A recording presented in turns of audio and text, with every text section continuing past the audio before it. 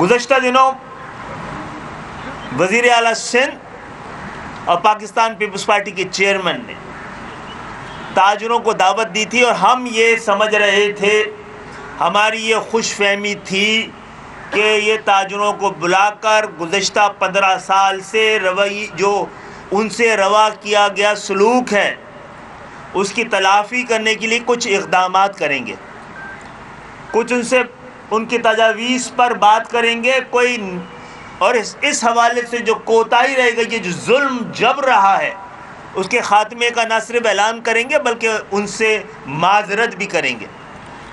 لیکن جو لب و لہجہ تھا وہ دھمکی سے کم کچھ بھی نہ تھا۔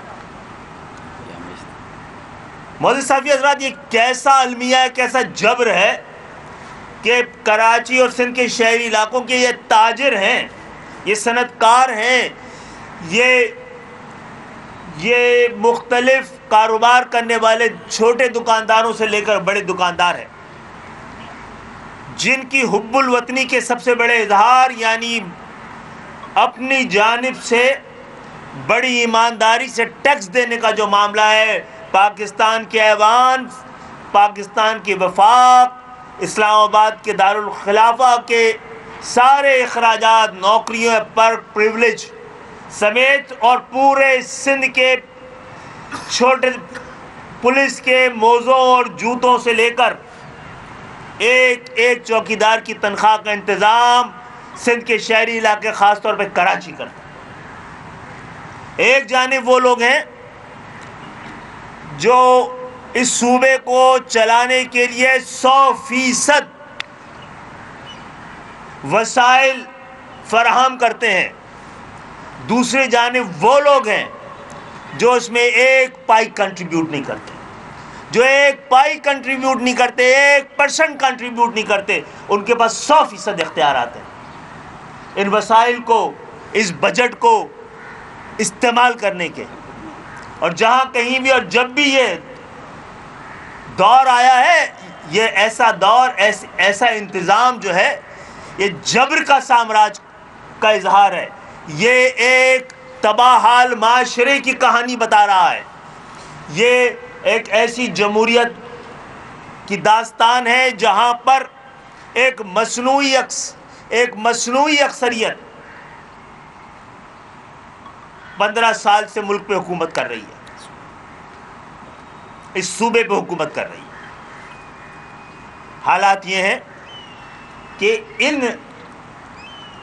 کراچی سے رکھنے والے تاجروں سے تو آپ نے بات کر لی ہے، اور آپ کو بڑی تکلیف ہے کہ انہوں نے گلہ کہیں اور جا کے کیا ہے۔ یہ جواب بھی آپ دیں گے کہ جو چینی تاجر عدالتوں میں گئے ہیں، انہوں نے جس طرح کے سندھ کے اندر حالات ہیں اس کو بیان کیا ہے، اس کا جواب بھی کبھی آپ آ کے دیں گے؟ آج روزانہ کراچی کے کونے کونے پر بھتہ طلب کرنے پر دکانداروں کو قتل کیا جا رہا ہے، روزانہ 2 3 وارداتیں ہوتی ہیں۔ اگر وہ نہ دے تو مار دیا جاتا ہے، مزاحمت کرے تو مار دیا جاتا ہے۔ آپ کہہ رہے ہیں اب پرچیاں آنی بند ہو گئی ہیں، تو ہاں ہو سکتا ہے آپ نے جو لیاری گینگ وار کے ذریعے اس پورے شہر کو یرغمال بنایا ہوا تھا، اس کی شدت میں کوئی کمی آئی ہو، لیکن ان سے بھی آپ کے تعلقات پوری دنیا کو پتہ ہے۔ پھر شاید اب یہ بھتہ سرکاری سطح پہ وصول کیا جا رہا ہے، آفسوں میں وصول کیا جا رہا ہے، آپ کی آفیشلی وصول کیا جا رہا ہے، آپ کی ایڈمنسٹریشن کر رہی ہے، کونے کونے پہ گلی کوچوں پہ کھڑے والے پولیس والے کر رہے ہیں۔ ٹریفک پولیس اتنی آپ کی ایفیشینٹ ہو گئی، یہ گلی کے ہر کونے پہ نظر آتی ہے۔ آپ نے تو ساری ڈائنامکس چینج کر دی، آپ بلڈنگ کنٹرول کے ذریعے اور یہ پانی بیچ کر، یہ سب بھتہ ہے جناب، جب سرکاری سطح پر لیا جا رہا ہے۔ آج کل یہ تو کراچی میں کبھی اس طرح نہیں ہوا تھا کہ قتل اور اسٹریٹ کرائم کا جو اضافہ ہوا ہے، ساتھ میں کراچی میں بچوں کے اغوا کا اضافہ بھی ہونا شروع ہو گیا ہے، یہ کس کی ذمہ داری ہے؟ اس پہ آپ نے اس دن کیوں نہیں بات کی؟ اس دن آپ نے تاجروں کے سامنے اس پہ معذرت اور اقرار جرم کیوں نہیں کیا ہے؟ اپنی ناکامی کا اظہار تو کرتے، اقرار تو کرتے، اس پہ معذرت تو کرتے، اس پہ شرمندہ تو ہوتے۔ آپ نے ان 15 سالوں میں آپ بتائیے، آپ کی حکومت سے پہلے 2008 تک کراچی اسی شکل کا تھا، کراچی کے یہی حالات تھے، کراچی اسی طرح کھنڈر نظر آتا تھا۔ کراچی کو بچانے کے لیے کیا ورلڈ بینک اور اقوام متحدہ کو کراچی کو بچانے کے لیے ترقیاتی کام شروع نہیں کروانے پڑے یہاں پر؟ وہ کراچی جو دنیا میں ایمرجنگ سٹیز کے نام پر آتا تھا، وہ کراچی جس کی اگزامپل پورے پاکستان اور دنیا میں دی جا رہی تھی، آپ کے آنے کے بعد یہ کراچی جس شکل میں، اس کی وضاحت کریں گی کبھی آپ؟ اور پھر آپ کی دل کی تسلی نہیں ہوئی۔ میں بار بار کہتا ہوں، یہ آپ کراچی اور سندھ کے شہری علاقوں کو جو تباہ کر رہے ہیں، یہ کسی نالائکی سے نہیں کر رہے، نہ آپ میں صلاحیتوں کی کمی نہیں ہے، آپ بڑی کمال ہنر کے ساتھ، بڑے سوچے سمجھے منصوبے کے ساتھ سندھ کے شہری علاقوں کو تباہ کر رہے ہیں۔ آپ سمجھتے ہیں کہ کراچی تباہ ہوگا، کراچی کمزور ہوگا تو یہ پاکستان کمزور ہوگا، کراچی کی معیشت کمزور ہوگی تو پاکستان کی معیشت کمزور ہوگی، کراچی کے اندر امن و امان کا مسئلہ پیدا ہوگا تو پورے پاکستان میں امن و امان کا مسئلہ پیدا ہوگا۔ تو آپ کو اس سے بھی تسلی نہیں ہوئی۔ آپ نے 50 سال پہلے کوٹا سسٹم لگایا تھا دیہی اور شہری کے نام پہ۔ دراصل وہ کوٹا سسٹم لنگوسٹک بنیادوں پہ لگایا گیا تھا، کیونکہ پورے آپ کو لگانا ہوتا دیہی اور شہری کے درمیان، آپ کو کسانوں کا کوئی خیال ہوتا تو پاکستان پیپلز پارٹی دراصل پنجاب سے جیتی تھی تو حکومت بنائی تھی اس نے، تو آپ پاکستان پیپلز پارٹی نے یہ پنجاب کے کسانوں کو اس سے محروم کیوں رکھا ہے؟ وہاں کے دیہی علاقوں کے لوگوں کو اس سے محروم کیوں؟ یہ وجہ یہ ہے کہ سندھ کے اندر شہری اور دیہی کی تقسیم لسانی تقسیم کو بھی ریپرزینٹ کرتی ہے۔ آپ نے اس لیے لگایا تھا، لیکن آپ کی تسلی نہیں ہو رہی کوٹا سسٹم سے۔ 50 سال سے لگا ہوا ہے، 10 سال کے لیے لگایا گیا تھا، آپ کو اطمینان نہیں ہوا ہے۔ آپ نے جو سندھ کے شہری علاقوں کے 40 سندھ کے آپ صحیح طور پر سینسس کرا دیں، صرف کراچی سندھ کی آبادی کا 60% ہے، اور ابھی تک اتنی زیادہ اربنائزیشن کے باوجود 50 سال پہلے جو 60 اور 40 کا کوٹا تھا وہ ابھی تک برقرار رکھا ہوا ہے، اور اب وہ 40 کوٹے پر گزشتہ 15 سال سے نظر ہے، اور جعلی ڈومیسائلوں کے ذریعے اس کو بھی ہڑپ کیا جا رہا ہے۔ اس پہ بھی آپ کو تسلی نہیں ہو پا رہی ہے۔ ہم عدالتوں میں گئے ہیں، اس پہ بات ہو رہی ہے، ہم نے کہا ہے عدالتوں سے کہ اس جعلی ڈومیسائل پہ کوئی فیصلہ کرے۔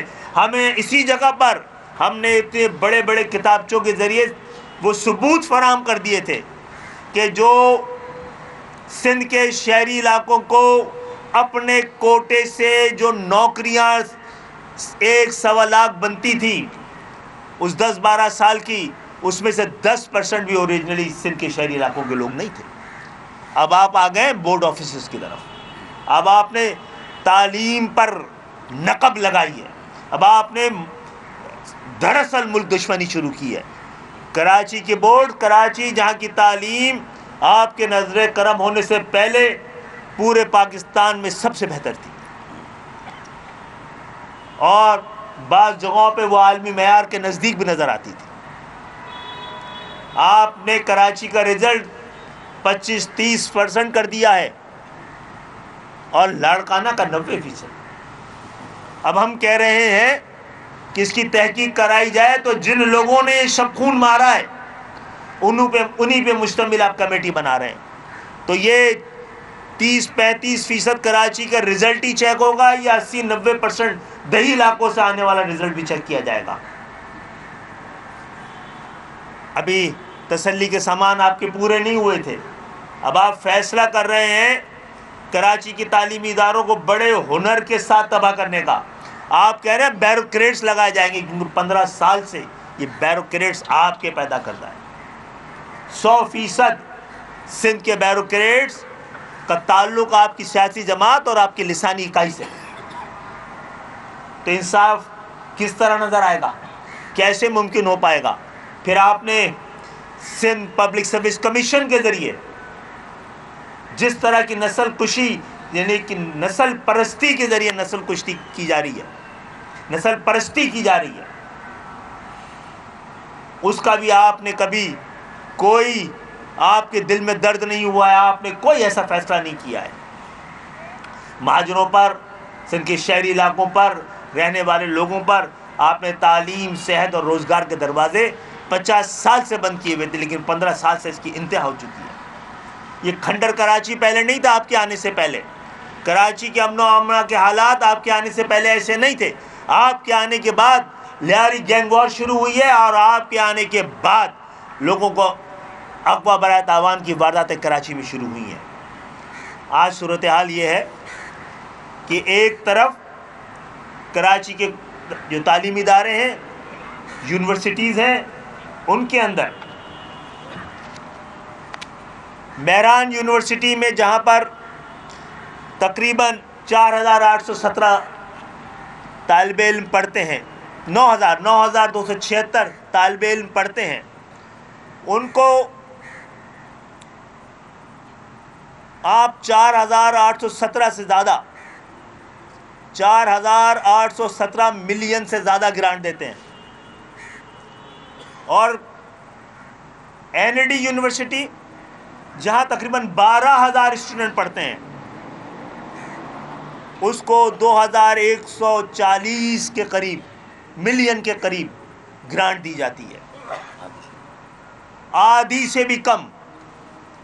پر اسٹوڈنٹ مہران یونیورسٹی میں تقریباً 5.25 لاکھ ایک طالب علم پہ خرچ ہوتا ہے، اور این ای ڈی میں 2.25 لاکھ۔ پنجاب یونیورسٹی کا جہاں 45,000 اسٹوڈنٹ پڑھتے ہیں، اس کی گرانٹ 13,800 ملین ہے۔ کراچی یونیورسٹی جہاں پہ تقریباً اتنے اسٹوڈنٹ پڑھتے ہیں، وہاں کی گرانٹ 4,000 ملین ہے۔ تو وفاق تو کر ہی رہی ہے، لیکن جو تعلیم اور صحت کے حوالے سے سارا نیشنل فائنانس کمیشن سے ملتا ہے، اس کا اب حساب کتاب لینے کا دن آ گئے ہیں۔ اذان کے احترام میں ہم لوگ تقریر شروع کریں گے، بعد میں بات